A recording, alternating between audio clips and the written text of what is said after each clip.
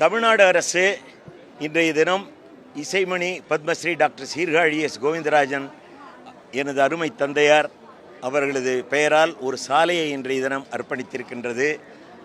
இசைமணி சீர்காழி கோவிந்தராஜன் ஐயா அவர்கள் தமிழுக்கும், தமிழிசைக்கும், திரை இசைக்கும், திரை நடிப்புக்கும், கிராமிய இசைக்கும் பல பரிமாணங்களில் நல்ல இசையை பாடி தமிழக மக்கள் மட்டுமல்ல உலகளாவிய தமிழ் நெஞ்சங்கள், இசை ரசிகர்கள் நெஞ்சங்களில் குறைவின்றி நிறைந்திருப்பவர்.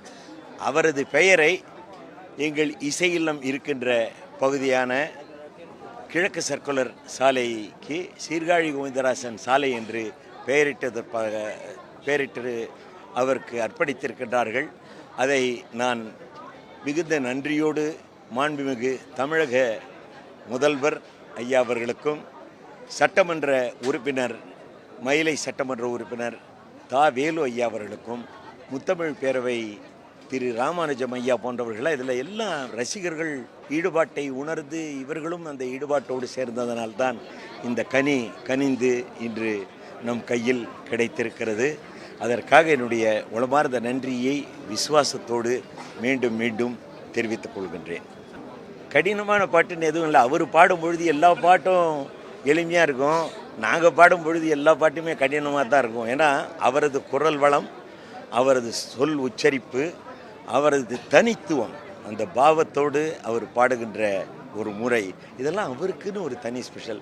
திருப்புகழ் கீதங்களை பாடினாலும் சரி, பாமரச கீதம் பாடினாலும் சரி, பண்டிதரஞ்சகமாக கர்நாடக சங்கீதத்தை நிர்வகித்து பாடினாலும் சரி, ராகந்தானம் பல்லவிகள் பாடினாலும் சரி, அவரது முறையே, அவரது இசை முறையே தனிமுறை. அது ஒரு தவ வாழ்வு. அவங்க வாழ்ந்ததெல்லாம் அந்த இசைக்காகவே அவதரித்து இசையிலேயே ஊறி அவங்க குரல் வளத்தை இறைவனுக்கு அர்ப்பணித்து அதில் அதை பாலிஷ் பண்ணி அதில் மெருகேற்றி அவர்கள் கனிந்தவர்கள். அதனால் நாங்கள் இன்றைக்கி அவர் பாட்டை பாடலாம். அந்த அவருடைய தனித்திறமும் அவருடைய இதுவும் அவர் மறுபடி மீண்டும் அவரே தான். முத்தமிழ் அறிஞர் டாக்டர் கலைஞர் அவர்கள் தமிழ் பேசினால் எப்படி இருக்குமோ அதை போல் இவரது இசை அது ஒரு தனித்துவமாக இருக்கும்.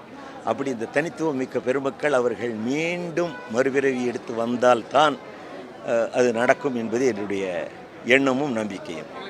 தனம் தரும், கல்வி தரும், ஒரு நாளும் தளர்வறியா மனம் தரும், தெய்வ வடிவம் தரும், நெஞ்சில் வஞ்சமில்லா இனம் தரும், நல்லனை எல்லாம் தரும், அன்பர் என்பவர்க்கே கனம் தரும், பூங்குழலாள் அபிராமி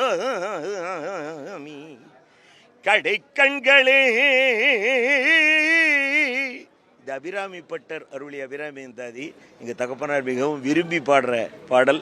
அந்த அபிராமி அந்தாதியின் வாயிலாக மண்ணில் நல்ல வண்ணம் வாழலாம் என்று உலகளாவிய தமிழ் நண்பர்கள் அனைவருக்கும் என்னுடைய வணக்கத்தை அன்போடு தெரிவித்துக் கொள்கிறேன், காணிக்கையாக்குகின்றேன்.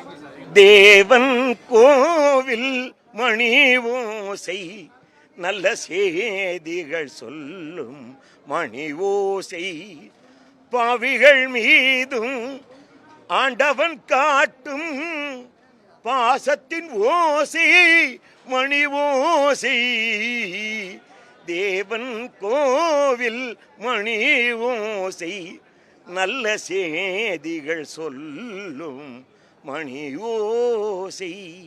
இதில் ஒரு பெரிய விசேஷம் இருக்குது. இன்றைக்கி இந்த மணி ஓசை பாடலுக்கு மெல்லிசை மன்னர்கள் விஸ்வநாதன் ராமமூர்த்தி இசையமைத்தார்கள்.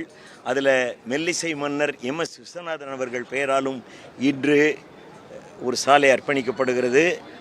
அவர் இசையமைப்பில் தமிழ் திரையுலகத்தின் முதல் பின்னணி பாடகர் என்று பெருமை பெற்ற திருச்சி லோகநாதன் ஐயா அவர்கள் பெயராலும் ஒரு சாலை அர்ப்பணிக்கப்பட்டிருக்கிறது. முப்பெரும் மணிகளுக்கு முக்கனி சுவை போல இன்றைய தினம் தமிழ்நாட்டு அரசு ரசிக பெருமக்களுக்கு, இசைவாணர்களுக்கும் மக்களுக்கும் இந்த பெருமையை சேர்த்திருக்கிறது. அதற்காக என்னுடைய நன்றியை மாநகராட்சி உறுப்பினர்கள், அமைச்சர் பெருமக்கள், மாண்புமிகு தமிழக முதலமைச்சர், சட்டமன்ற உறுப்பினர் வேலு ஐயா அவர்கள் அனைவருக்கும் அன்போடு தெரிவித்துக் கொள்கிறேன்.